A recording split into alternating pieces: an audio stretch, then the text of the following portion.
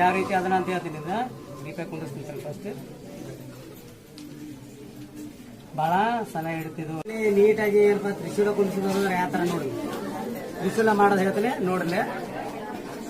ಸೊಂಡಿ ಮೇಲೆ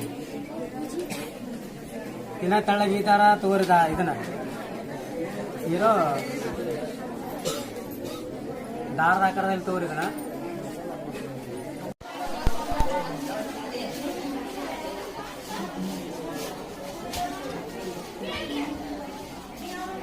ಕಣ್ಣನ್ನ ನೋಡ್ಲಿ ಅವನ ಕುಲ್ಲ ಹಾಕೊಂಡ್ಬಿಡ್ರಿ. ನಾವು ಕಾಮನ್ನಾಗಿ ಅವನ್ನ ಏನ್ ಮಾಡ್ತೀವಿ, ಫಸ್ಟ್ ಹೂಪು ಮಾಡ್ಕೋರಿ, ನೀಟಾಗಿ ಹೂಪು ಮಾಡ್ಕೋರಿ. ನೋಡ್ರಿ ಫಸ್ಟ್ ಏನ್ ಮಾಡ್ಕೋರಿ, ತೆಳವಾಗಿ ಅಂಟಿಸೋಡ್ರಿ. ನೋಡ್ರಿ ಉಪ್ಪು ಮಾಡಿ ಅಂಟಿಸ್ಕೊಂಡ್ಬಿಡ್ರಿ. ಅದನ್ನ